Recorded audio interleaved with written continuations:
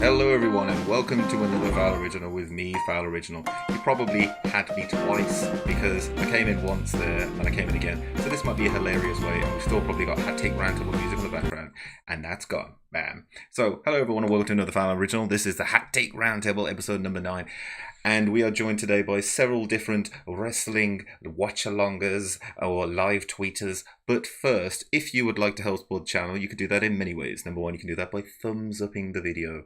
Do that. What there, DJ Storms? How you doing? You can thumbs up the video. You can also subscribe. Obviously tonight that will pop up at the top of the screen. And you can also, of course, go to FOWLoriginal.com. If I can get that up first. Go to FOWLoriginal.com. If you go to FOWLoriginal.com, you will see my big old bird face. It's in my big old bird face. That's not my big old bird face. So my big old bird face, you can go ahead and click support the channel. When you click support the channel, it'll take you through the two options. There is a donate or become a patron. If you click the become a Patreon, there are several tiers there. That was $2. I need $5. The Amazing Spider, $8, $5, $2. And you can become a Hall of Fame member. If you do that, I don't know what I will do for you because my burning love for you is always. But we have joined today by 3 individuals. One of them is running late at the moment. One of them I can't get in touch with, but one of them is waiting, ready to go. That is Crazy Dave from Cracked Studio Productions P3. Would you like to introduce yourself, Crazy Dave? We're on. Yeah, hi guys. I'm Crazy Dave, Cracked Screen Productions. Enjoy the wrestling scene. I had a couple good friends ask me to do it, and so here we are. And yeah, I do other things, including live streaming, other things on like video games on Twitch. I do a little bits of music. I've been off of it for a while, but starting to get back on. Mainly wrestling watch-alongs and gaming. Thank you.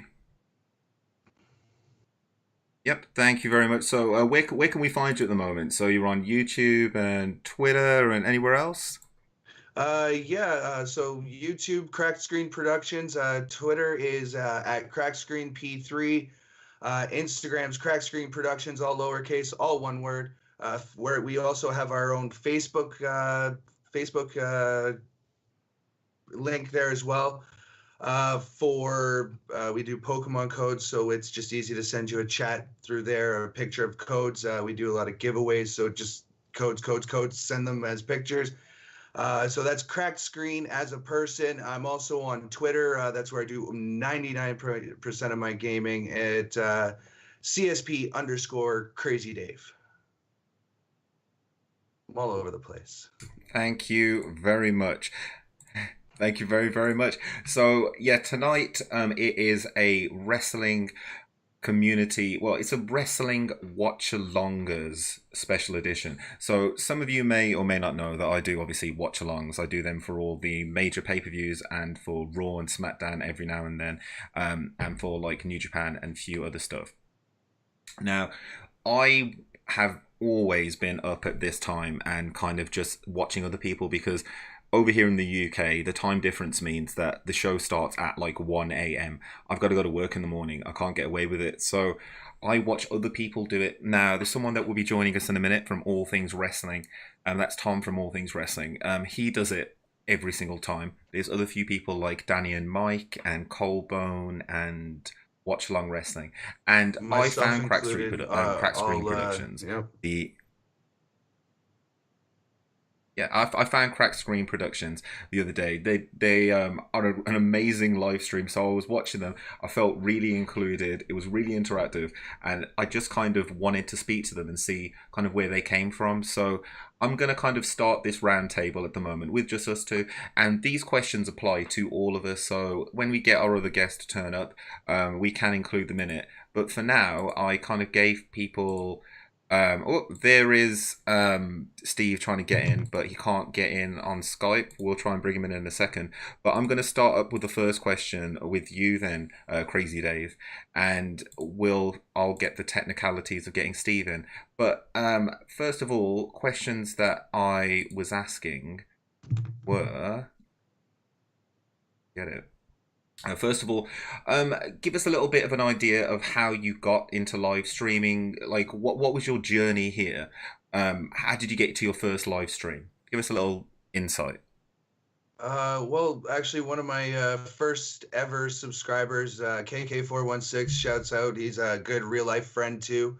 I know him quite well. He said, you should do wrestling. You should do wrestling. You're into it, kind of like, what is it? What you're knowledgeable of it, even though you've been on the outside for a long time. So I started off, let's see what it can be, see if I can maybe get a little bit of a following. And I mean, the channel existed long before the live streams, and I was kind of off and on of the channel itself. But first live stream was definitely recommended by a friend to do wrestling content. And I was like, well, I don't know how else to do that besides point a webcam at myself and put wrestling on the TV and let's watch together. Yeah, and I mean that's kind of where it comes for all of us, doesn't it? Like I started doing the live streams back in 2018. I started them just one night, did Royal Rumble, did it on my phone, and I just sat in the living room with a laptop in front of me, my Chromebook, and just kind of just went for it. It was weird. Like I'd never really done that before. I'd never really sat there and just kind of like chatted at the screen so like easily, and it was so simple to do, but hard because after a while you make a few jokes and then you're like, ah, and if stuff doesn't happen. So like what was the first show that you did a live stream for? I think there's been so many because I cover Raw, SmackDown, NXT. I cover all the major pay-per-views for both NXT, NXT UK, as well as the main roster. There are just so many different streams. I'm pretty sure it was a pay-per-view, one pay-per-view or another, October or November of 2018. So recently. And since then, it's really been picking up steam. Shouts to Smooths TV who joined us and very quickly engaged with us and was very interactive. So again, it's just the guys who have been there the longest, really make that difference because it's like you're providing something for them that they keep coming back to, and it just that's the satisfaction of doing it. The first time was, I enjoy helping people, and if I can give you a laugh or even make you cringe a little bit, then I'm doing my job. Yeah, like we like I feel like sometimes I'm providing a service. Like I know that there was someone that once said to me, I haven't watched WWE for ages, and they were like, because I haven't been able to watch you on stream at the same time. And I was like, that's really humbling. Like it really truly is to think Right? that people were like, we're not watching this show. I yeah, I watched I watched NXT, and I did an NXT takeover special, did a watch along, did like a roundtable after, and someone came into the show, a guy called Chris Black, and he was like, I've never watched NXT before, but I watched it tonight because you said you were going to do a live stream for it, and he was like, I'm a believer. I'm watching it now. Like this is me now. Like I want to watch this from now on. And I was like, damn, I've made like a fan of a promotion by just being there and saying like we were just like gushing over the show. What's been your we're still kind of I'm still trying to get Steve into the show at the moment actually. He seems to be having some issues with his Skype. But what I wanted to let's just get back on. Sorry, folks, technical issues. But yeah. So let's actually move into that very briefly. Give us a little bit of an idea of how you set up your live stream, Crazy Dave. Give us a bit of what you've got to go through. Like, have you got a background in like computers? Like, how did you learn all of this? Well, I mean, everybody has somebody who teaches them little bits and bobs as they go along, like, this might make this better, this might make that better, use this piece of software. But a lot of it, and I mean, you get taught the computers at a young age, whether it's school or my own father was heavily into it. But just basically, it's all self-taught. I figured it out mostly myself, again, thanks to a great many of people I can't even list who have given me little bits that have helped along the way. But Mm. setting up this stream and getting to where the quality that I'm at now, because that was always the biggest thing for me, whether it was on my own channel, Crack Screen Productions, or I was elsewhere, was whatever quality I did today, I don't do anything less than that the next time. So to get to where I am right now, it's taken a fair bit of time. It's taken some clever financing. As you know, I'm not rich. I'm not well off at all. In fact, I'm in the lower income bracket. I'm doing this for fun. Hopefully, it can catch on and become a line of work. But who knows? But yeah, it's been a bit of a nightmare. Thought my computer systems would be strong enough to do gaming. They weren't, because that was something I wanted to do as well. But it started off with a Mac and a laptop, one running wrestling, one running the live stream, and a webcam pointed at me. But now I'm using different streaming software and whatnot. And the great part about a lot of Crack Screen Productions, and just even in the name itself, there's I won't get into too many of them today because I tend to drone on, but there's a story behind everything in a sense, including the name, my catchphrase at the end of every stream.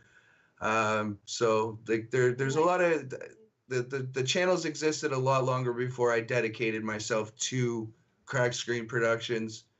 Again, tried to help out friends, but it's been a journey, long journey, a few years, about 3 or so before it finally clicked. I like the puns. I like the puns. So we are currently, those of you that's joining us, thank you very much, Dej. Thank you very much, Wolford, for joining, my fellow brain busters. I had, as I said, I took a bit of a sabbatical from the internet yesterday, just for one day, just to kind of recharge and reinvigorate the soul. Because this live streaming, Brian, how you doing? This live streaming thing is a long, hard, arduous process. Like right now, I'm trying to figure out how to get someone in on Skype, and someone else is not running late, but it's internet wise. So I'm very interested in this discussion more because we come up against quite a lot of technical hurdles like time zones. So just for an idea now, what time is it there for you, Crazy Dave? And you're in. Uh, Where are you actually? Can you let us know where you're it, from? Because it's quite yeah, interesting. yeah. I get to watch Raw SmackDown at about 8 o'clock. It's quarter after 7 here, just to give you an idea. So they're up in Eastern Canada Standard Time, now. Because of that, they're Canada. on a different time zone. Eastern Standard Time in Canada. So they're like normal time for stuff. Right here now it's 11:15 p.m. GMT. So whenever I'm watching a show, there's a massive time difference, time lag. So for them it's much not easier, but it's at a more sociable hour. For everything I do, I burn Definitely. the candle at both ends, and then I end up feeling really tired all night. And that's what I was going to say. Like if you're watching, so you said that you watch some New Japan as well, and that's a totally different time zone. So how do you accommodate that into your life? The show starting at 3 a.m. in the morning, possibly. Yeah, true enough. So I'm one of those guys. I have sleep issues, so I'm up till 6 o'clock my time a.m. So it's difficult to catch even, for example, NXT UK, as it airs a little bit earlier here. So again, there just comes a point where you have to find alternative means to watch it. And so what I do is I watch the replay of it after NXT airs. New Japan, that was suggested material again by one of my viewers, Smooves TV. He said we should watch All In. Brilliant pay-per-view, just say. If you Mm-hmm. want to check out my live reactions to it, it's a 4-hour thing. It's quite long, but there were some very spectacular matches, and I'm very much glued to the screen.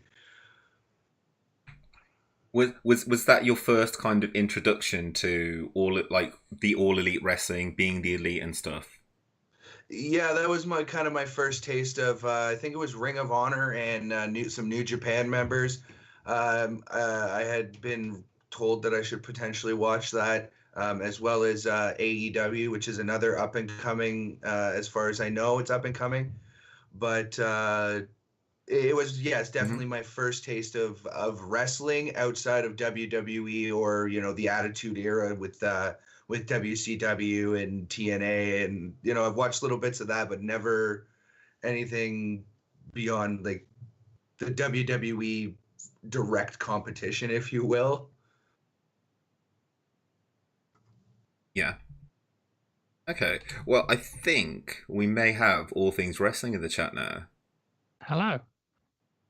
Hey, how's it going? Good, mate. How are you? Oh All right. yeah. Oh yeah.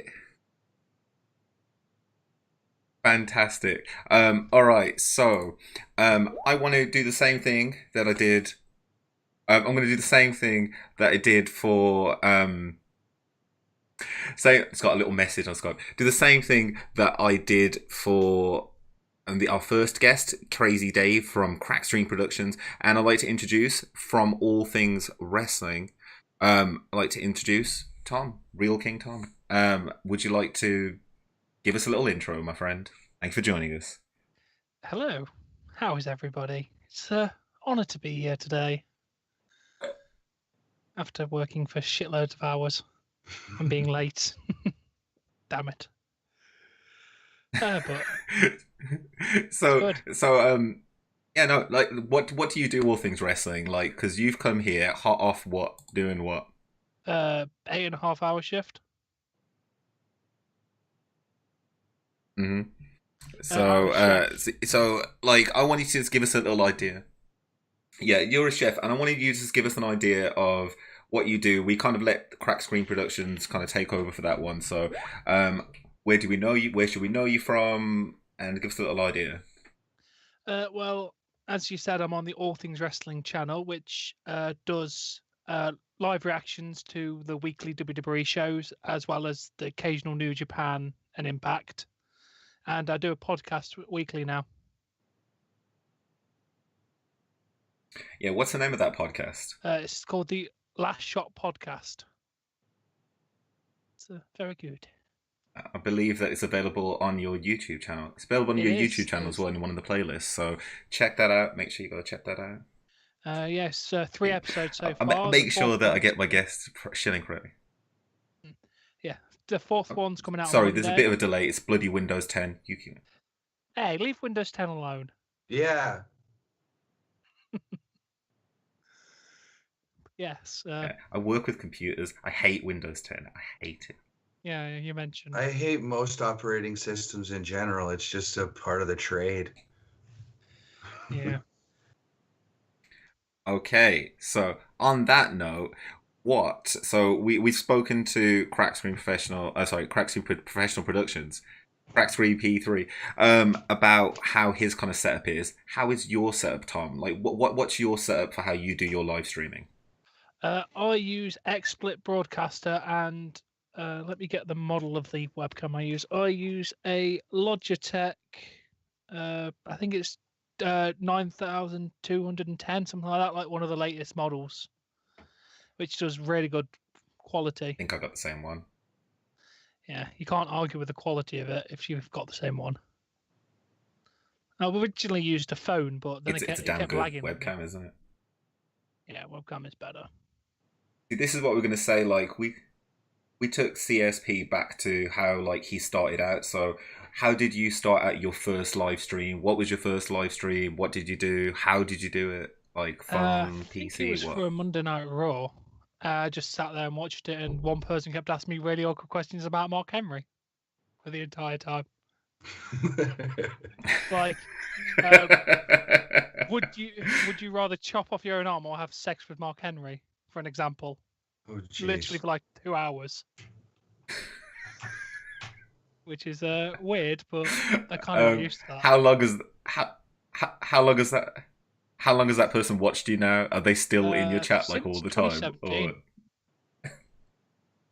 Yeah, since 2017. this is See, I found I was on Periscope doing live streaming for a long time, and I used to get a lot of trolls and stuff. And I found that most of the trolls that hated me the most, they became my best like viewers. They turn up later on, they just be like, you know what? We like what you have to give. We like that you just let us get away with it for a while. We're actually going to defend you now. And other trolls would come in and be like, no, no, no, he's ours. Don't mess with him. Who's your? Let us know. Let me know who your favorite troll was. Who's been your favorite troll? And we're going to start with Crazy Dave. Who is your favorite troll? I wouldn't say Have you had troll one? necessarily, but my biggest pester, the one who takes the chat to the farthest to left field as he could take it, or I'll allow him, is Smooths TV. He's always pushing the envelope. I can't. The most outrageous one though is I had one particular person suggest that she was a chocolate lady and was interested in laying in bed with my wife and I. So there's definitely some weirdos out there. Jesus. Yeah, and I mean I've only been doing wrestling live streams about 6 months, and I've already classified that as our first groupie. So right on.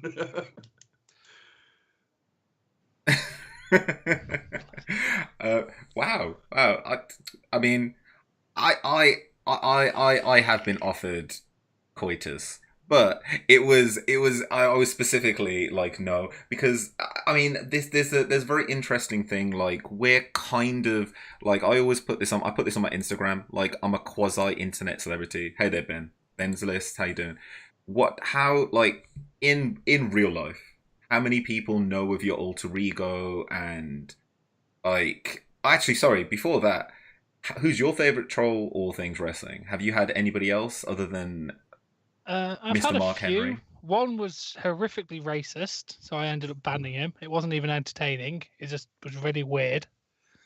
And I came on like 10 different accounts, just Yeah, saying I've had racist that stuff towards situation Muslims too. and stuff like that, which was Not pretty racist, shit. but just bizarre Uh, accusations. One of my current viewers just kept coming in asking me to keep showing Raw and SmackDown on the stream, and now he just watches regularly and is not a troll anymore. So that's good. Yeah. And one kept, I can't remember, he kept saying he was a Mexican. Don't even know if he was, but we kept taking the piss out of him.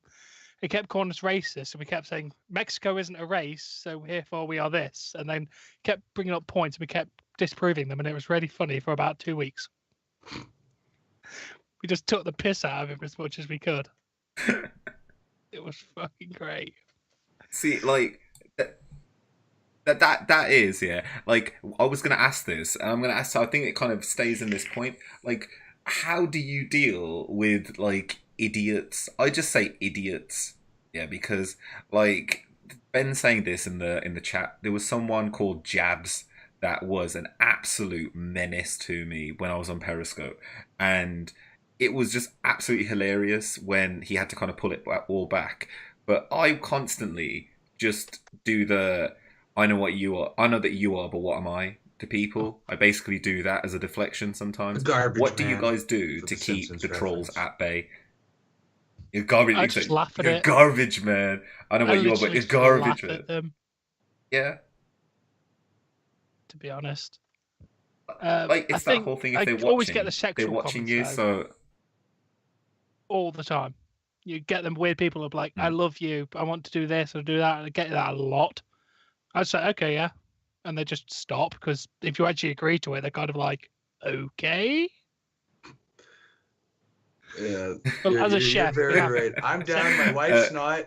Was the answer to mine, but yeah, they spend another couple minutes and then buggered off. obviously as a chef, we have that kind of banter at work, so we kind of get used to it. So don't well, bother me this is if it. they I had want to say in the whatever. pre-chat in the pre-chat. Yeah, in the pre-chat that I had with Tom, like I said that I've worked in catering, and I used to work in bars and stuff like that, and I also kind of worked in the back of house as well.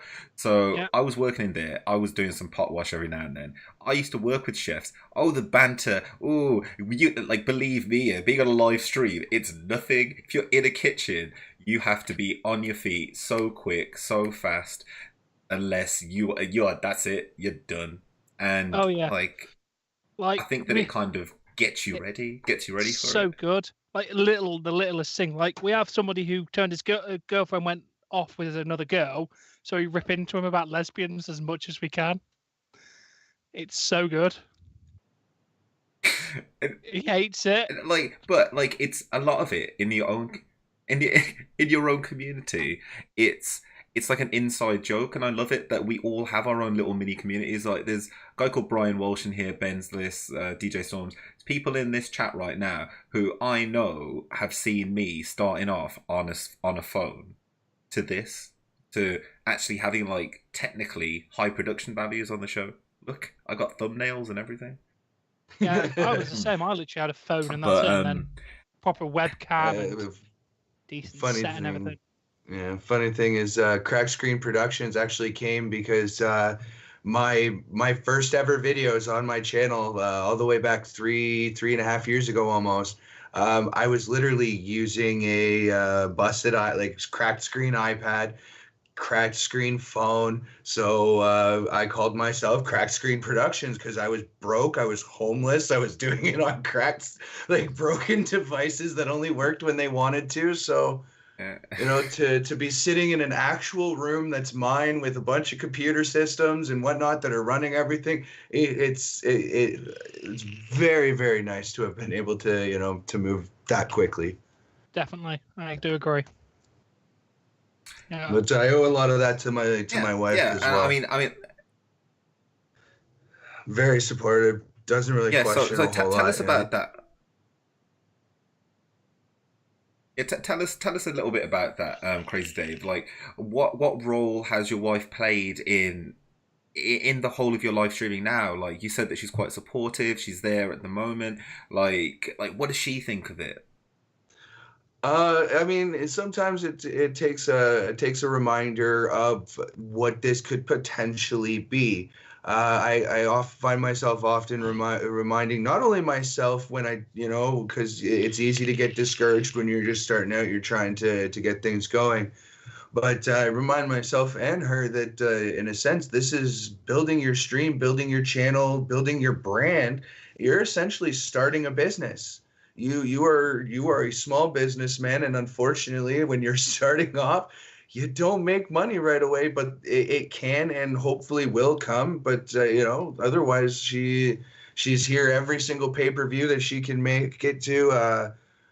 She's helping to fund the live stream by she's picked up some hours at a local restaurant, so that way I can quite literally be here to present myself to the internet, to YouTube, to Twitter or to Twitch. Sorry, not Twitter. I don't really live on Twitter, but you know, so that I can basically do what I decided I wanted to do as my job almost 5 years ago. But work's been tough and Yeah, it's been a while building it, but work comes and goes, and you do what you can, and it's been a process, like I said, getting to as FOWL pardon me, alluded to. We start off on phones and whatnot, and then just as we slowly, like I said, meticulous financing, just to, can we afford to get this new computer that's going to allow me to get 30 frames per second for my video gaming without lagging or being choppy or anything like that. So it's definitely been a chore. Okay. I'm going to take us to a question for both of you. I'm going to start with all things wrestling. So who like when I started this, there were certain people that I looked at as inspirations, people that kind of I watched and I was like, well, I could maybe do that. People like What Culture, when before I started my wrestling channel as such, What Culture, and other like top tens and stuff. What do you think is the piece of wrestling content or point where you saw a channel or saw a video and went, I can do that? Like, when do you think that was? I don't think I actually watched videos. I think it was more like I'd like to put my point across about things, and I thought might as well make a YouTube channel about it because I was making gaming videos at this point on another channel, and I thought I'd like to do wrestling, and just kind of did that. Then I started watching What Culture after I started doing this. So I had no direct inspiration from any channels, to be honest. But the reason to live stream is because of What Culture. To actual start the live stream reactions was due to them. After watching their I think it was Royal Rumble reactions to AJ Styles, I thought, you know what, I can do live reactions like that. And just did it from them. Yeah, because I mean, because it's like obviously, I think a lot of your inspiration would come from my inspiration, YouTube videos, where it was stuff that it was just people creating content, and like now I look at maybe stuff like I'd look at top tens from like any kind of channel. I'm just trying to think of them at the moment. Stuff like What Mojo and a few other stuff. Watch Mojo. Those are the videos that I looked at, and I was like, I can produce something in that vein. But yeah, the live streaming definitely came from What Culture, and it came from all of those people that started to do those massive long live streams. Crackstream Productions. Who were your real inspirations for starting to do the live stream or just creating content as such? Well, similar to all things wrestling, I initially started off wanting to do gaming videos. I wanted to have my actual blood brother, and a bunch of my friends sit down, play a game, and just basically build. For example, I wanted to. The initial one was Minecraft. I wanted to do Minecraft, build something where we all build our own little area, and then we just throughout the world we go and troll the hell out of each other, blow shit up, and add giant dongs or whatever, right? Just general trolly stuff. But the earliest channels that I was watching, Yogscast. Shouts to Yogscast. They're the guys that literally they ate a year and a half of my time watching every last thing they produced for the longest while. More recently, I mean, as for getting into the wrestling live streams, again, I do Pokemon drop like pack openings, and I give away the codes there as well. I alluded to that earlier, but like basically that was just I went one week. I went looking for a. Can you point the camera at the TV, please? Can you show us the actual wrestling footage? I'm not that guy, because I understood how YouTube like copyrights work. Like I understand. I was silent about it, but I was looking for somebody who was like, screw YouTube, I'm going to show it to everybody. But never found it. But what I did find was a lot of people reacting to it and having a good time with their audiences. So I said like, hey, I could do that. I enjoy wrestling. I'm a funny guy. I can take some banter and have some people potentially come in the chat and talk shit. Like I can handle that. I'm going to give this a try, and it gained traction. I went almost immediately, and every week now. Barring work, of course, because contractor work, last minute kind of thing. I'm just going to catch up with what's in the chat. So, Alpha Review Reel, yeah, kitchen banter is the best. Damn straight. Definitely. DJ Storms, where do you think WWE goes for the... Exactly. Where did you think WWE goes for the IC title and US title matches at WrestleMania 35? We'll come back to that. Wolford Watches, thank you very much. Ben's List. This is one of those things that kind of motivates me. I'm loving this style of content. This is next level FOWL evolution. There's something that I wanted to create several years ago called the FOWLvolution. It was going to be an evolution of content and analysis, and we're kind of getting there now. And just talking about Joe being champ and holding it for a long time. The question I kind of had for both of you guys was, with what you create now, like there are other channels out there. There's loads and loads of channels. What do you think sets yours apart? Like, what do you think? Why do you think people come back to yours every single week? Because you do get repeat viewers, and I'm going to start with All Things Wrestling. Like, why do people come back to you? I just What do think you it's think that? generally my personality, because I think people are looking for someone they can relate to while watching YouTube videos, and as a normal guy just watching wrestling that they love and can have a good conversation with. So I think that's what sets me apart, just making the average content for the average viewer. I make stuff that I would watch myself so people can watch it. Amen. It's definitely what I do. Yeah, this same thing to you, Crazy Dave. Same thing to you, Crazy Dave. Before you die, Tom. But first to you, Crazy Dave. What do you think? What do you think brings people back to you week to week, show to show? I give everybody that Attitude Era bit that they, well, for wrestling, that they wish that WWE would give us anyways. Our humor is a little bit more risque. We're always welcoming people. General personality bits. You know, I mean, again, going back to my biggest troll, he calls me daddy, so I call him son. It's just that dynamic. I'm like, yeah, that's the only way you get to call me daddy is if I'm calling you son. That's just freaking weird, man.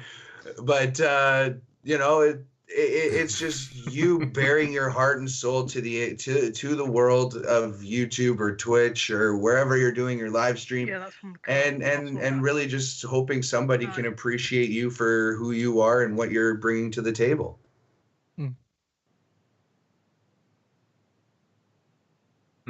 I wanted to also, because I think the same thing. I think that there's a whole industry, and I've kind of said this before, a whole industry that's been built on wrestling.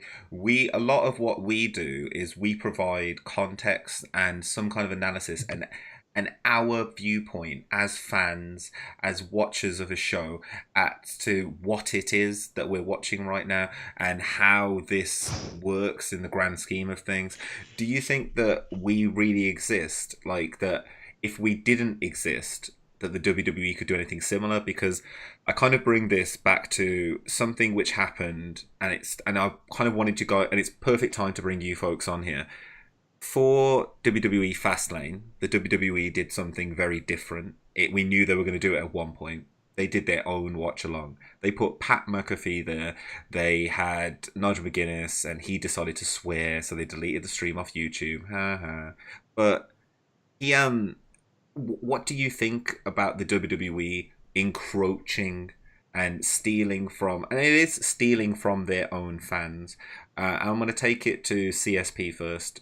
What do you think about the WWE doing watch-alongs? Because they got like 500,000 views for their watch-along. They deleted it, but... I mean, it's very hard to say in that regard, because without the WWE, would we exist? Without their content, would we exist to put out live reactions? Well, no. Do they have a right to maybe do what they want with their own content? Kind of. Am I a little bit snubbed that they would, already getting loads of money from people who pay for cable and WWE Network and all the live events that go on when with no cameras on? Like, you make loads. Let us have our little piece of the pie. So, I mean, like, I understand them kind of, hey, we can get a piece of pie from YouTube. We can get a little bit extra and line our pockets a little bit more, get ahead. Like, I get that, but just, at what point do you let the little people have their piece? Let the WWE universe decide who they want to do commentary.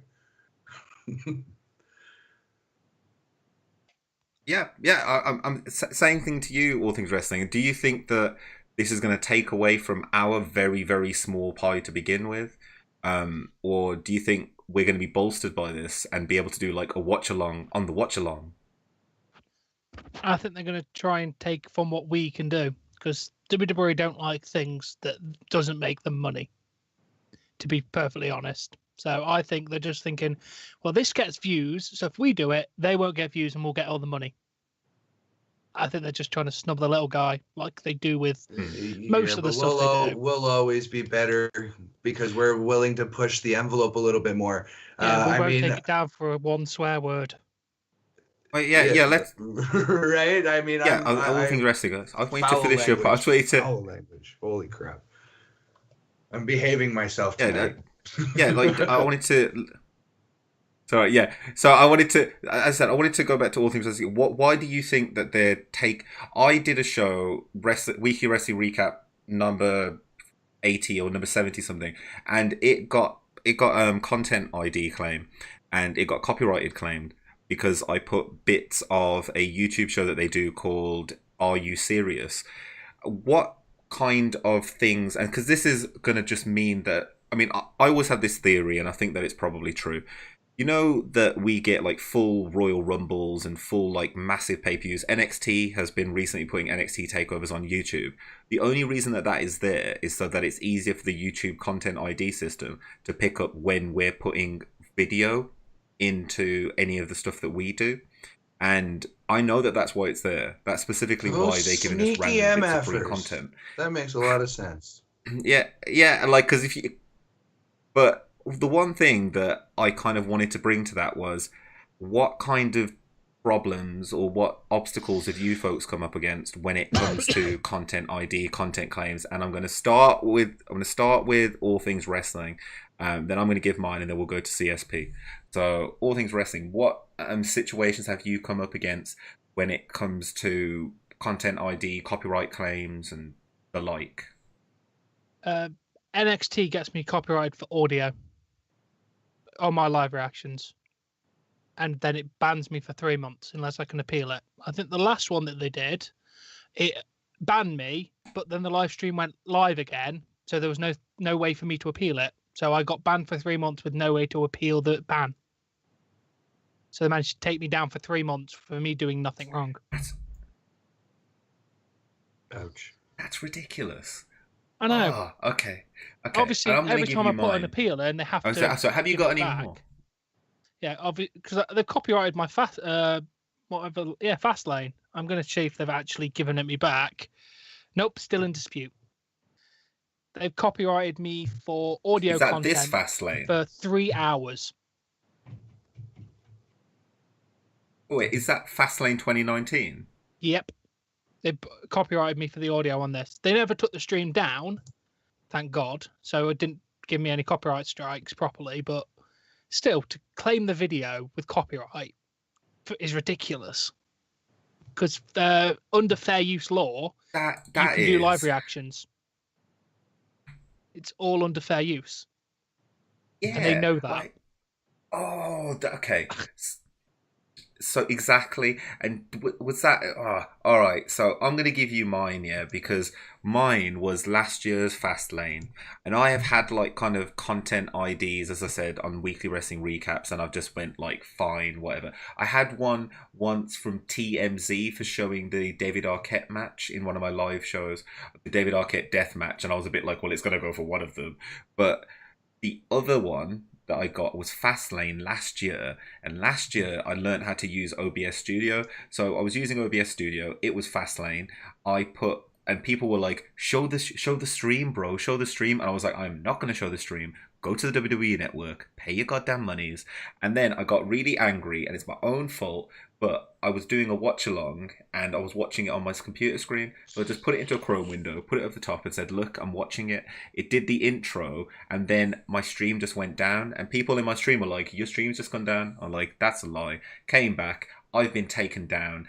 Luckily, I was able to appeal it, and they didn't come back to me within the 10 days. And I was fine, but it was manually taken down by the WWE. So there was someone sitting there searching for WWE live watch-alongs and said, that guy has shown 11 seconds of our show. Take him down, take him down, take him down. And luckily I came back just before WrestleMania. I was so damn lucky. But that was really bad last year. Now, CSP, what about your experience? I've only ever had the one video have anything flagged for copyright. The TV admittedly was quite a bit louder than normal. So yeah, that was a thing. But this particular NXT show was about what 2.5 months ago, somewhere around there. And it was just particularly awful in my personal opinion. It was boring. I was dozing off during it.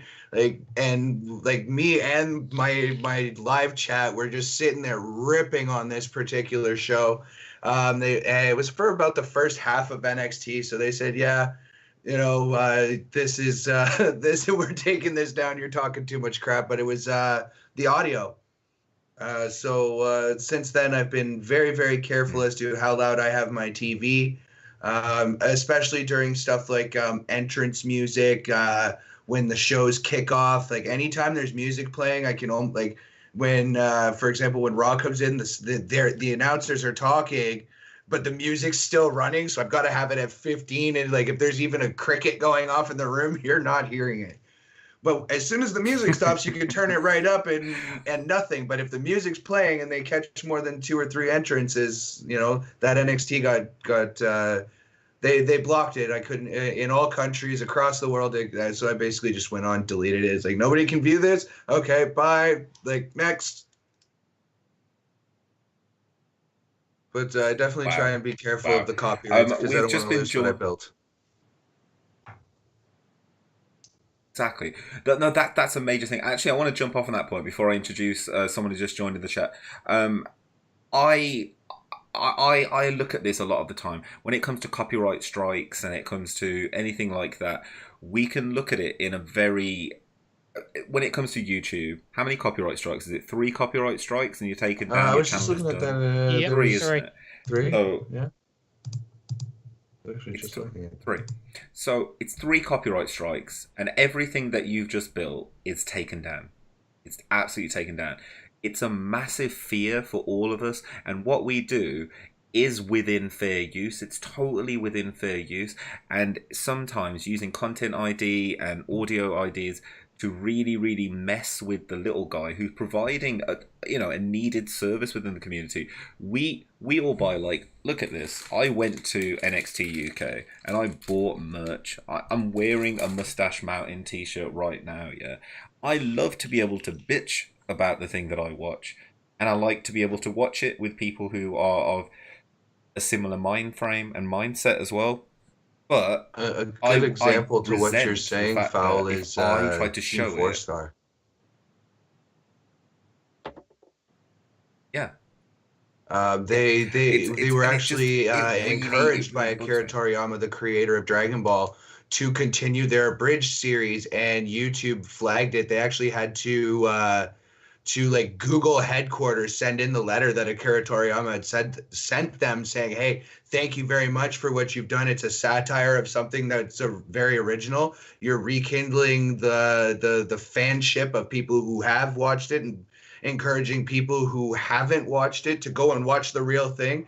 So thank you very much for what you're doing. And YouTube pulled all 60 episodes or so on copyright claims when they have the creator's blessing. It's like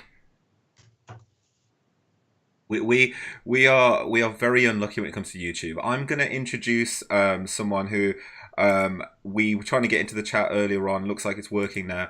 It's Steve from Steve's Wrestling Ramble. I'd like to give you, Steve, quick 30 seconds to introduce yourself, and we're going to jump you straight into where we are in this conversation. So, Steve, are you there? Do you want to give us a little intro, my friend? Yes, yes, I'm here. Sorry for being late. Yes, I'm Steve from Steve's Wrestling Ramble, youtube.com/Steve08, and on Twitter at the Ramble _ WWE. And glad I finally got things fixed and ready to continue the conversation. Okay, so we were just kind of getting to copyright claims and within wrestling, but I'm gonna take us to one of the questions that we kind of had already, and it was 1 second. Let's just get back on my place again.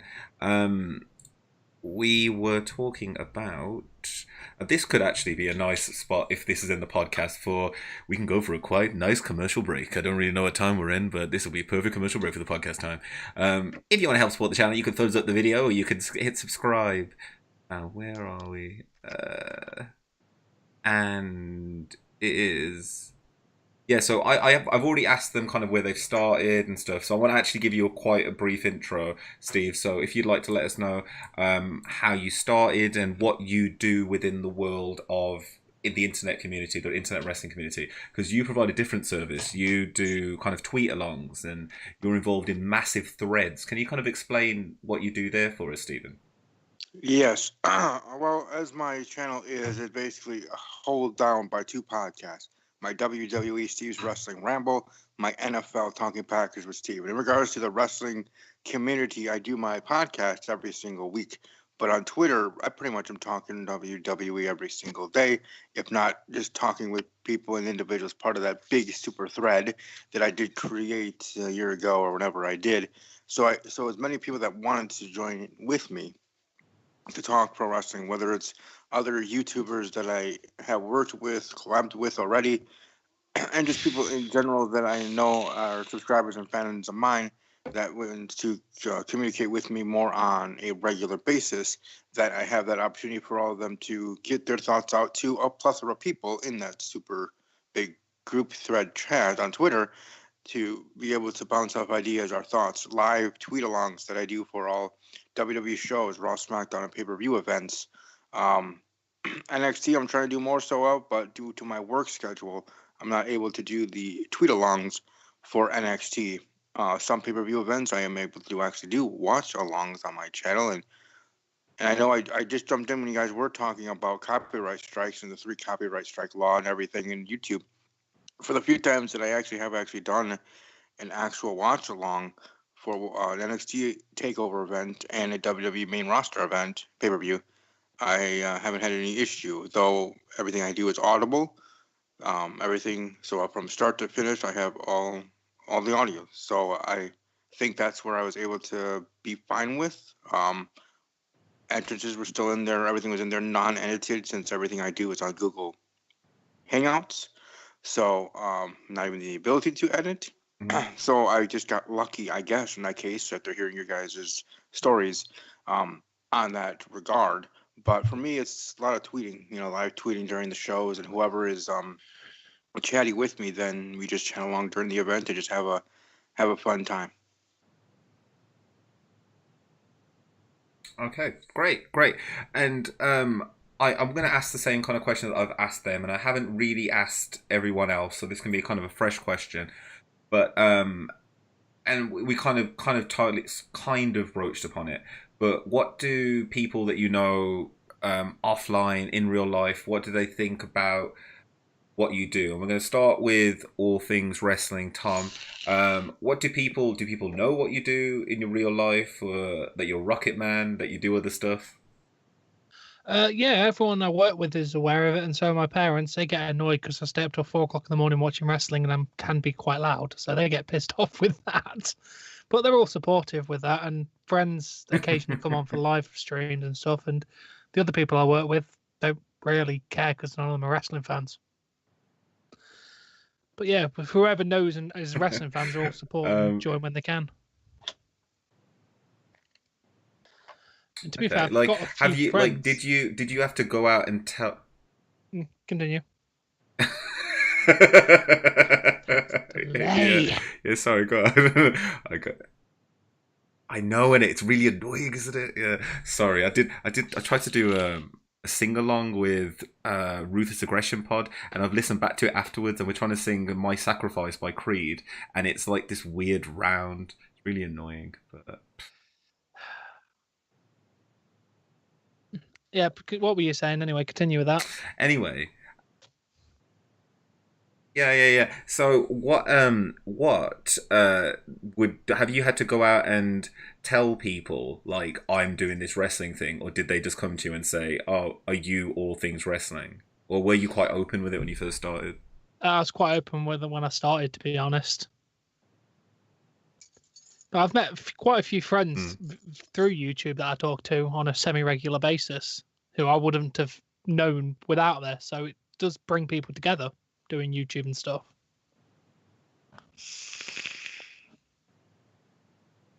Yeah, yeah. All right, I'm gonna take it to we'll take it to Crazy Dave then. So, what? Obviously, you said that your wife's quite supportive. So, in real life, what do your friends and family think about this? Think about what you do. Well, my mom, who actually has time to, sometimes watch, we all have real lives.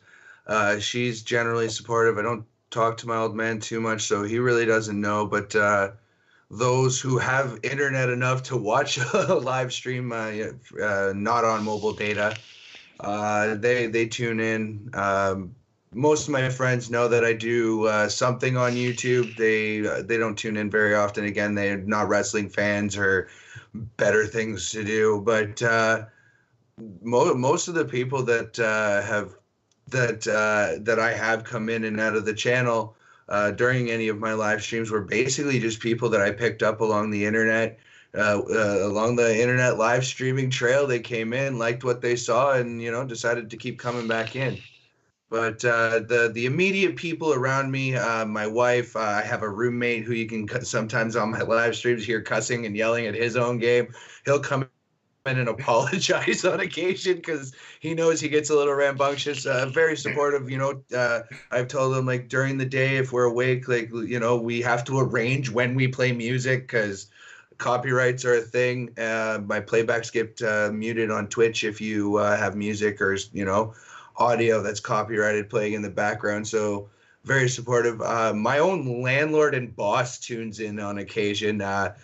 Chooses to remain anonymous for his own reasons, but he'll send us basically trolley texts. One of my biggest life trolls, if I'm honest, but he keeps me sharp, and I appreciate him for it. But most of the people who come in and support the channel, pop in, say hi, whatever the case. We've even got a few lurkers, people who come in and don't say anything, but yeah, most of them are just people I've picked up. And to be very honest, whether my family approved or not, I'm almost 30. I'm going to put that out there. So I really could care less what my parents or any of my family think. This is what I want to do. I want to put myself out there to entertain people, and sucks to you if you don't like it. Great answer. Great answer. So let's take it to Stephen. So in real life, what do friends and family think about what you do? Do they know how much of an influence you are? Give us a little of an idea. Yeah, so for me, excuse me, friends, family, coworkers, and others know what I do. Some ask a little bit more. Sometimes I usually just say, or they ask, if you are on YouTube, or I heard through so and so that you do this and this. Is that true? Like, that's usually how the subject is broached in regards to friends and coworkers. Now, family, I already have told, because sometimes when I have people over or otherwise, I have to let them know I'm going to be doing either a live stream, or I'm going to be doing my podcast, or I'm doing this or that for my YouTube channel, and they're usually accommodating. So with my family, they're very accommodating and understanding. Though they're not wrestling fans, they could care less about WWE. They do respect my passion for it and respect my drive and determination to get into broadcasting and into and how much I love WWE. And sometimes they even do watch, but not for what I'm saying, but for how I'm doing it, like how I'm presenting. And they kind of critique me sometimes on that, and I appreciate that. Like, my mom has done that a couple of times herself. She's critiquing more of how I'm presenting it than of actually what I'm saying, because she could care less about wrestling. But mostly pretty much supportive from everyone around, and all the friends that I've gained in regards in the wrestling community, I've gained through YouTube, through just people that just pop off, seen one of my videos, thought they were cool, stuck around, and then built friendships from there. And I've had them on my channel, their channel, collabed many different ways, many different times. I feel I made definitely some lifelong friends as well through the YouTube wrestling community. So as much as it gets bad raps for it, there's good things about it, just like good and bad things with social media. So I appreciate it and love what I do. And kind of like Dave was saying, if people didn't like it, that's too bad. I'm doing what I like to do. I agree with that sentiment wholeheartedly as well. Yeah, I live by that myself as well. I mean, if I kind of people that know what I do, it's weird because I do a lot more than they think. And sometimes it's like, oh, you just do this YouTube thing, yeah. Stuff like this requires a lot of organization, like running around, making sure technically it works, and remaining calm when all the technology is breaking, like just like halfway through this show. But it means that I'm able to kind of do that, and they don't realize the stress and the craziness of just sitting in front of your TV, sitting in front of your TV and watching stuff. The amount of dedication and time that it actually does take. Yeah, it's easy sometimes if the show's good. If it's a bad show, you have to sit there and watch a bad show for hours and hours and hours on end. I'm going to ask this question to all of you folks. Royal What's Rumble. the worst show you've had to watch? Sorry, excuse me. Okay, yeah, Crazy Dave, give us what was the worst show you've had to watch? I just kind of coughed over it, but in a very, very obvious way. I was actually rather disappointed with the Royal Rumble this year. Granted, it followed an NXT pay-per-view, which are always, always, always lit. But I just found that like, if NXT was an 11, I'd like to say that Royal Rumble was a 9. But no, it was there was almost no guests. Like it was just I didn't appreciate it at all. It was very boring. And then the one NXT show that I got the copyright claim on, like I said, for a 45-minute to an hour-long show, we were sitting there for the better part of 25, 30 minutes just bashing the hell out of it. So a couple bad shows, but that's where your audience comes in, and you really start to, if you're not enjoying what you're watching, that's when you engage with the folks who come by your channel. Hey, how's everybody doing? I'm not enjoying this, so I'm going to talk to you guys instead. Not that you don't talk to them anyways, but yeah, you engage a little bit more. Okay, same question. Tom, All Things Wrestling. What's the worst wrestling show you've had to watch on live stream? That is a hard one, to be honest. There's many shit shows. I'm going to say most of Raw from 2018. Every week watching a shit Raw. Oh, you watch Raw every week, don't you? Yes. Oh, yeah, I forget sometimes. Yeah, you have to watch Raw every week. Oh, God damn it. Yeah. Oh, Royal I'm Rumble so was shit sorry. as well. I forgot that thankfully. sometimes. Like, you have to watch it. And to be fair, Royal Rumble was very, very meh at best. Takeover was good, though. Okay. All right. Stephen, same thing. What's the worst show that you've had to live tweet along, or what is the worst show? Yeah, I tried to do a watch along for both of the Saudi shows, Greatest Royal Rumble and Crown Jewel, and that was interesting to say the least. And those two, usually for other pay-per-views, when I'm doing the tweet along and just tweeting, that's easier to be in, be out, talking about other things. But when like you guys as well with your actual watch alongs more often, that when you're on camera and doing the actual watch along for a pay-per-view event and it's not that good, then at least for me, in those two instances, I had to think on my feet of how exactly am I going to try to be even remotely entertaining to the people that are here, because I had a good handful of people that were watching live, of keeping them engaged and keeping myself engaged, because this pay-per-view wasn't engaging me at all and entertaining me at all. So yeah, the two Saudi shows I thought were going to be better than, because I was heading into both of them anticipating some fun and things that they were going to do, since they are paying all this money to do the shows over there and stuff like that. So I was anticipating more than I got, and that was a rough road for those two shows. If I may, FOWL, I just want to address one of your commenters. I think I'd have. Yeah, one sec. Yeah, of course you can. Okay. I'm just gonna give you mine. So my worst show that I watched was Fastlane last year. That was mainly because it was an absolutely terrible show, and I got banned at the same time. Now, uh, yeah. So CSP, yeah. If you go for it, what did you want to The address? Yeah, the last two, the one kind of the second one kind of answered for me, but Raw's been terrible for over a year. Definitely agreed. My retort to that was going to be it's been on the rebound, but I can't read the blue text. But the next person says it's better this year. It's definitely better by comparison. And for somebody who hasn't been watching, I've been loving this year's Raw. So Okay.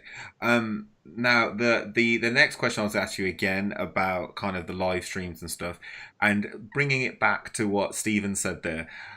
I made a decision last year when Greatest Royal Rumble and when the Crown Jewel show started, especially Crown Jewel. I made a decision, a personal decision, that I was going to follow and I was going to cover the show and that I was going to do a watch along and that I'd already booked the day off work. And yes, things were happening in Saudi Arabia which weren't great, but this is an entertainment product at the end of the day, and I'm covering it like I should. What has there been any show which you wouldn't want to watch on principle? And I'm going to start with all things wrestling. No, I'll just watch anything as long as it's not got anything horrific against it within wrestlers. I wouldn't miss a show. Like I watched Evolution, which was, as we all know, pretty much just we're sorry, women. Here's a show because we wouldn't let you be in Saudi Arabia. I watched that and it was shit. Yes, To be honest, but no, well, I really liked Evolution. I liked Evolution, but no, it was phoned in. It could have been great, but they kind of just did it for the sake of doing it. But unless there's some horrific event that really happens, no. Like if a journalist dies, I mean, that's nothing to do with the wrestling product, as you say. But if there was an incident backstage and it made it controversial, then maybe I'd consider it. But unless there's that, then no.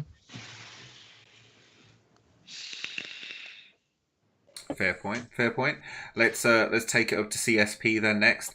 Any show that you would not watch on principle? Anything? No, not really. There is shows where I watched for example a couple weeks ago on I think it was either a Saturday or Sunday. Again, one of my viewers had sent in some wrestling matches, made a whole playlist of it for like a 3 hour kind of, we called it Smoothsville Um, and there was one particular match where for a little while, like I just kind of like had my hand over my eyes, kind of like peeking through my fingers. It was rather gory. It turns my stomach, stuff like that. It's not that I won't watch it. It's just it turns my stomach a little bit because it's gory but it's awesome still. So it's like, oh, okay, right between okay, too much. Okay, we're good now, But pretty well, I'm open to anything. I mean, if because for example, I'm sorry guys, because I know you guys are UK, but shouts to Dave Mastiff just because he looks like me, big bowling ball, big butterball of a man, but. Dude, I love Dave Mastiff. Don't you worry about it. I love him. Yeah, great guy, great wrestler. Yeah, and but I just in comparison to what's been around for years, I just very technical matches, very good matches. I just find UK a little bit dry for my taste. It's not as flashy, if you will. No disrespect, still great wrestlers. I watch it, but it's I have a good friend of mine watch it, and that's one of the ones where if it's particularly dull, I try to avoid it. But other than that, it's pretty well everything's on the table. Like you mentioned earlier, I'm starting to maybe go into a little bit of ROH, and if New Japan had English announcers and I understood who people were and what was going on in general, I might watch that. They do have English announcers. I would like to put that out there. You can find links for English commentary and Japanese. Okay, cool. I'm gonna have to look into that then, because Very true. I haven't. You I might be able to get like the I said. access. You may be able to get the. Yeah, you may be able to get the Access network there. Have a look for it on cable. I'm going to take this question to Steve from Steve's Wrestling Ramble. What shows would you not watch on principle? Like you kind of mentioned Saudi Arabian Crown Jewel, but are there any shows out there that you wouldn't watch on principle or for some particular reason? Yeah, for me, I'm pretty open to really watching anything. I don't really see a situation scenario where I would be against the watching. Like the closest was with Crown Jewel and the situation there in Saudi Arabia, and I was on the fence, and if I was gonna watch it at all, do that watch along, what exactly what I was gonna do, but I decided to do the watch along because I thought it was going to be a good show. So I think that's the closest I've ever been to strongly considering not to, on the principle of everything that was going on in that situation, the journalist. But other than that, I'm really open to watching anything. I have no issues, or at least any issues that have come up yet. Nor do I foresee coming up. I'm open to watching anything. Okay, so we're going to look at wrapping this up now. But thank you everybody for joining us. I know we've had a few technical issues getting it all working, but thank you all for joining. I wanted to ask just one more question before everybody kind of left, and it was, where do you think that you see your journey within live streaming and stuff? Like, what's your end goal? Like, what would you say? When would you feel that you were a success? Because I'm not a success yet. I don't feel like it's until I could do this in as a full-time job and not do anything else and just talk about wrestling like crazy. But let me take you to first. I'm going to start with Crack Stream Productions. What would be your element? What would be your point of success? When would you say, you know what, I've made it? Well, at the risk of sounding like your echo, I'm kind of just doing this, talking wrestling, maybe doing a few of the other things that I dabble in that I haven't done in a year, but just generally being able to support myself and my family through, the YouTube and or Twitch community, just to be able to interact with these guys and provide my entertaining view and to many different things, and potentially even have something that I can get my children involved in, and maybe eventually once I'm too old and nobody wants to look at me anymore, pass that along to them, and now they've got something that's going to support whatever lifestyle that it is that they want to live. Oh, that's great. Let's take it to Steve. When would you say that you would feel that you were a success? Like, what is that level for you? What's that watermark? Yeah, so when I first started doing podcasting, even in general, back in 2010, and at that point it was, getting subscribers, getting the number count. That was my end goal. That was the high basis. But as I'm getting older now, and at the age of 30, I'm more of wanting broadcasting as a career because I believe and feel I have found my niche. I found my happy place, my home, my career, the thing that I love to do, and that's just talking pro wrestling, talking sports as well, but specifically talking pro wrestling. I would like to do that as an actual career. Already been looking into schools for broadcasting, finding things to try to better my own broadcasts. Because right now I just do it through Google Hangouts. So I'm looking to actually get an actual camera, an actual setup, and maybe not live videos as much, but better looking, I guess you could say, visually, created videos on the YouTube. Since everything I do is live, so I think for me the end goal is a broadcasting career, making this my career, doing what I love, and as I say, for anybody that's looking for a career, whatever field of industry that interests you, as long as you feel that while you're working, while you're earning that money, that you're just having fun, that it's more fun than feeling like work, then you found your thing. Then you found your happy place. You found your career, and then that should be what you strive to be. And for me, that's sports broadcasting. Talking pro wrestling, podcasting, whatever title you want to throw at me. That's what I want to be as a career, and making it my life, because I just love doing it every single week with the podcasts and the watch-alongs. The times when I do that, it's just fun, and I love it. Great. Thank you. And last up, we're going to ask Tom, all things wrestling. When is this a success for you? When are you a success? What would you say is your high watermark? You'd be like, this is me. I'm done. I've made it. My aim goal is to get a strong community of a few hundred people every week, constant viewers, having a good community to discuss and everything.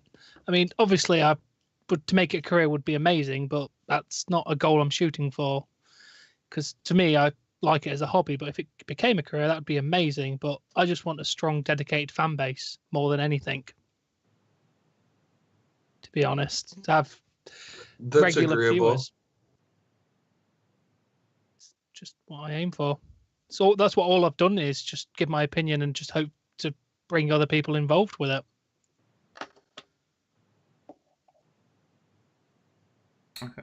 That's great. No, that's great. That's it. I mean, that's what we all hope for. And that's kind of why I like to do these roundtables as well. It gives a chance for all of our fans to see what we do and our communities to kind of intermingle. And I think it's a great thing to happen. And I hope that you guys, some people, I thought someone, KK, look, there's Nathan Wallace, Bay in the house. Nathan Wallace, you'll have to check the end of this show, but please check these folks out. Amazing people. I'm gonna end the show now by first of all saying, of course, if you'd like to help support the channel, you can do that in many ways by thumbs upping the video, and you can also hit the subscribe button at the top. You can also go to prowrestlingtees.com/FOWL, rep the FOWL Massive with a t-shirt. I can't believe that I made that my slogan. Rep the FOWL Massive with a t-shirt. You can also go to my Patreon, patreon.com/FOWL Original, and you can also check me out on FOWLoriginal.com.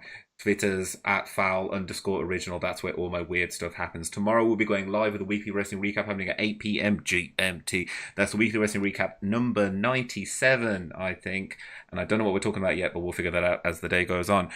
Before I leave, I would like to let all of these lovely people, want to give them a minute to let them know where you can find them, let them know what they've got coming up, and just, again, big thank you. I'm going to start with all things wrestling. Let us know where we can find you, when you're next to be going live, and anything else that you're doing coming up. The floor is yours, Tom. Thank you very much for joining us, mate. That's all right. Obviously, you can find me on YouTube /All Things Wrestling. Coming up is obviously on Monday, 5 p.m. GMT. I have a podcast with my mate who will be discussing a few interesting topics. We cover like weekly news as well as interesting stories. And then Monday night, I'll be live for Raw. And during WrestleMania week, we have some good content coming up. I think we've got a video talking about how to fantasy book the Undisputed Era's debut on the main roster.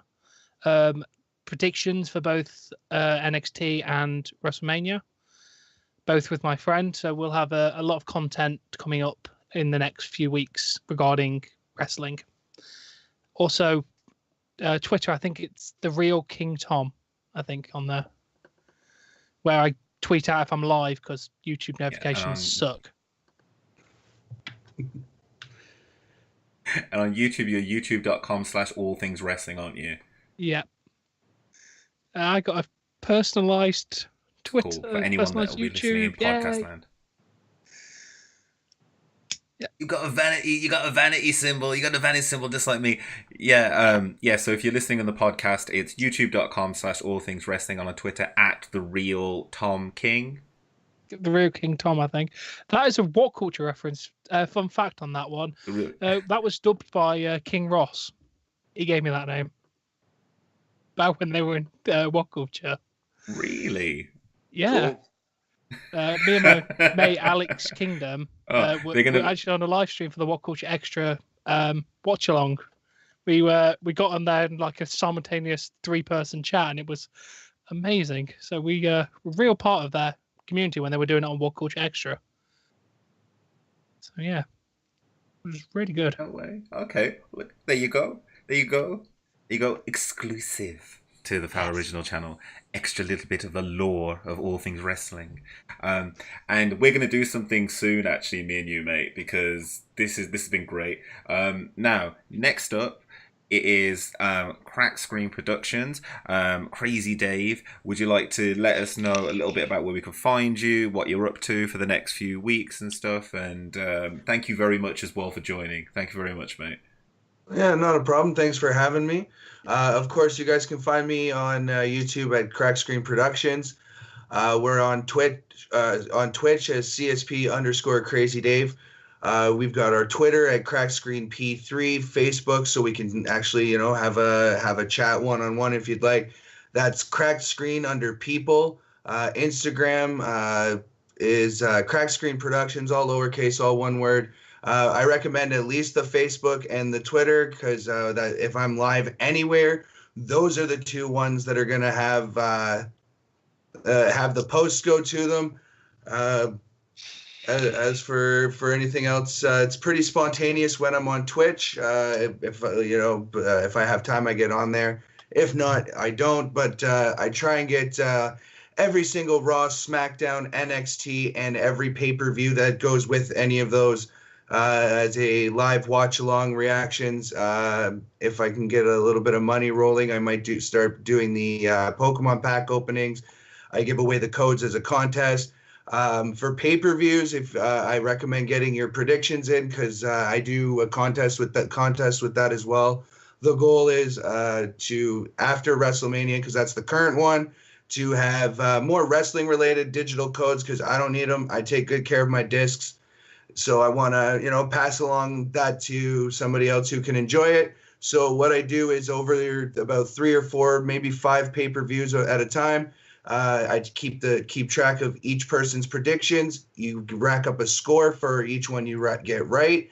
Those carry over. So, for example, WrestleMania, I got 5 folks in for 4 digital codes: Deadpool 1 and 2, Captain America, the first one. It's a little bit older, but as well as Boss Baby. Again, more. Those were just ones I had laying around. I'm looking to get more kind of wrestling related digital codes if that's even a thing. I like doing giveaways. Great, thank you. And next up, great, yes you do. And next up, Stephen from Stephen's Wrestling Ramble. You've got a minute. Go for it, my friend. Let us know where we can find you. And thank you for joining tonight. I know it was a bit of a struggle, but thank you for joining. Yeah, I apologize for that on my end. I just wanted to let the other people know, Crack Screen Productions and all things wrestling. I have subbed to your channels, ring the bell, so I'll know you're part of my list now, part of your notification squads, and I'll be getting those emails whenever you guys do your next live videos. But for me, you can find me on YouTube, youtube.com/user/Kapplin08, KOPPLIN08. You can find me on Twitter at @TheRamble_WWE, where my YouTube link is in the description in the bio there on my Twitter. And you can find the podcast on Facebook. Just search Steve's Wrestling Ramble, and it should be in the groups there. So thumbs that up. And yes, everybody's welcome to subscribe to the channel, ring the bell, and definitely follow me on Twitter because I am active every Monday, Tuesday, and Sunday pay-per-view, tweet-alongs for all events, WWE. Thank you very much. And of course, you can find me here on youtube.com/FOWL Original Wrestling. If you listen to the podcast, you can also find me at FOWL_original. And you can find this podcast, which will go out in a podcast form tomorrow, on Stitcher, Spotify, iTunes, Google Play, all the things. It'll come out on all the things, but it'll start on fowloriginal.podbean.com. But that is it. It is 12:30 almost here in the UK. I'd like to again thank everybody that's joined today for the Hot Take Roundtable episode number 9. I will be doing another one of these, and we will be looking at this probably just after WrestleMania. I do implore you to check out all these people's stuff. There are links in the description for all of them, and if you listen to the podcast, they are in the show notes. This has been a Fowl Original. Thanks for watching. See you next time. And as we leave, as is tradition in the Hot Take Roundtable, if you folks would like to make some noise as I try to wrestle closing the show, so go for it. Make noises, whatever noises you'd like. I think silence counts as a noise. Does it? Yeah, right. Thanks for all the guys who subbed during this roundtable, though. I will say that. Thank you very much. Thank you all for watching. Yep. And I'll get my catchphrase in there while I can. Happy watching, guys. As always, take care. Nice. Bye. Spike your hair. There you go. I'll bring up the music. Bye, everyone. Bye. Have a great evening. And I don't know how loud